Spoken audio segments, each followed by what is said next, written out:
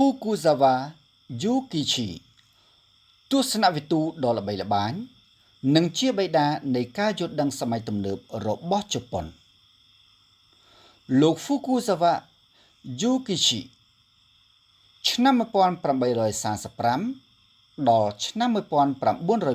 1901គឺជាបុគ្គលដ៏មានឥទ្ធិពលបំផុតម្នាក់ក្នុងប្រវត្តិសាស្ត្រជប៉ុនសម័យទំនើបគាត់ត្រូវបានគេចាត់ទុកថាជាបិតានៃការយល់ដឹងសម័យទំនើបរបស់ជប៉ុនដែលលោកបានផ្លាស់ប្ដូរផ្នត់គំនិតប្រជាជនពីសម័យសាមូរ៉ៃឲ្យមកទទួលយកវិទ្យាសាស្ត្រនិងប្រជាធិបតេយ្យបែបបស្ចិមប្រទេសជីវប្រវត្តិកើតនៅក្នុងគ្រួសារសាមូរ៉ៃថ្នាក់ទាបដែលធ្វើឲ្យគាត់យល់ច្បាស់ពីភាពអយុត្តិធម៌នៃប្រព័ន្ធវណ្ណៈគាត់បានរៀនភាសាហូឡង់និងភាសាអង់គ្លេសហើយបានក្លាយជាសមាជិកម្នាក់ក្នុងចំណោមសមាជិកដំបូងដែលបានធ្វើដំណើរទៅកាន់សហរដ្ឋអាមេរិកនិងអឺរ៉ុបក្នុងបេសកកម្មការទូតគាត់គឺជាស្ថាបនិកនៃសាកលវិទ្យាល័យ Keio University ដែលជាសាកលវិទ្យាល័យឯកជនចំណាស់ជាងគេនិងល្បីល្បាញបំផុតមួយនៅជប៉ុនរហូតដល់សព្វថ្ងៃនិមិត្តរូបជាតិរូបថតរបស់គាត់ត្រូវបានបោះពុម្ពនៅលើក្រដាសប្រាក់ 10,000 យេនរបស់ជប៉ុនដែលសរបញ្ជាក់ពីតម្លៃដែលជាតិនិងប្រជាជនគោរពផ្ដល់ឲ្យគាត់ទស្សនវិជ្ជាស្នូលឯករាជ្យភាពនិងការគោរពខ្លួនឯងទស្សនៈរបស់គាត់ផ្ដោតលើពាក្យថា Doku Rizu Chison ឯករាជ្យនិងការគោរពខ្លួនឯងគាត់ជឿថាប្រទេសជាតិមួយអាចរឹងមាំនិងមានឯករាជ្យបានលុះត្រាតែបុគ្គលម្នាក់ៗនៅក្នុងប្រទេសនោះមានចំណេះដឹងនិងមានឯករាជ្យ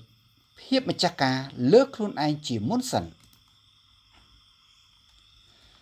ស្នាដៃសៀវភៅល្បីៗរបស់លោក Fukuzawa ខាងក្រោមនេះគឺជាសៀវភៅដែលបានផ្លាស់ប្ដូរជោគវាសនារបស់ប្រទេសជប៉ុនការលើកទឹកចិត្តដល់ការរៀនសូត្រ Yakumon no Susumi and Encouragement of Learning គឺជាស្នាដៃដ៏ល្បីបំផុតរបស់គាត់បោះពុម្ពចន្លោះឆ្នាំ1872ដល់1876ខ្លឹមសារសំខាន់សៀវភៅនេះចាប់ផ្ដើមដោយឃ្លាដ៏អមតៈថាមេឃមិនបានបង្កើតមនុស្សឲ្យនៅលើមនុស្សម្នាក់ទៀតឬនៅក្រោមមនុស្សម្នាក់ទៀតឡើយគោលបំណងគាត់រិះគន់ប្រព័ន្ធវណ្ណៈចាស់និងជំរុញឲ្យប្រជាជនរៀនចំណេះដឹងជាក់ស្ដែងដូចជាគណិតវិទ្យាវិទ្យាសាស្ត្រនិងសេដ្ឋកិច្ចជាជាងរៀនតែអក្សរសាស្ត្របុរាណដែលមិនអាចយកមកប្រើក្នុងជីវិតជាក់ស្ដែងសេចក្តីសង្ខេបនៃទ្រឹស្ដីអរិយធម៌ Bunmeiron no Gaiyaku An Outline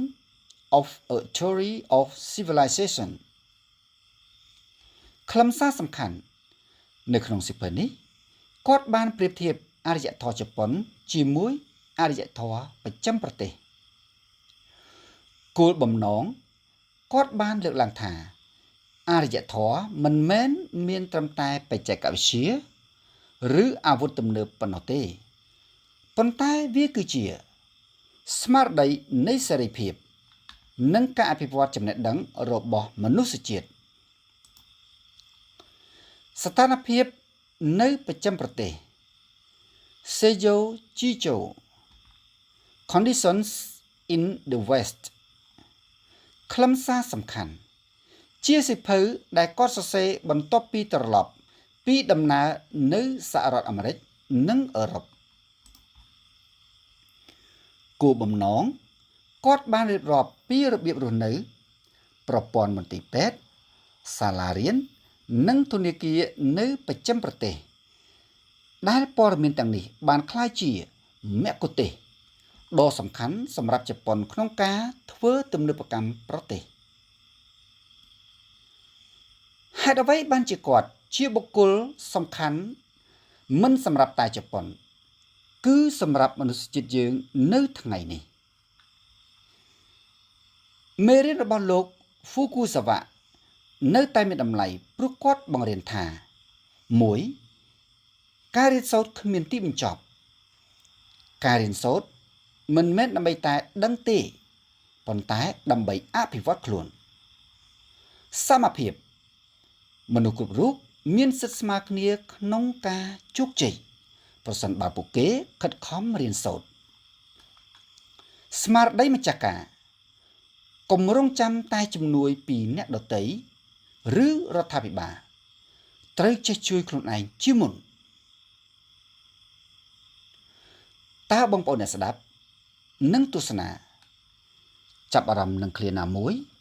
ឬចង់ឲ្យខ្ញុំពន្យល់លម្អិតបន្ថែមខ្លឹមសារណាមួយដែរឬទេដែលខ្លឹមសារនៃស្នាដៃទាំងនោះបានបង្កប់នៅចំណុចល្អៗមានសារៈសំខាន់យ៉ាងក្រៃលែងសម្រាប់ការអនុវត្តក្នុងជីវិតក៏ដូចជាការងារនិងការរស់នៅប្រចាំថ្ងៃរបស់មនុស្សជាតិយើងទាំងអស់គ្នា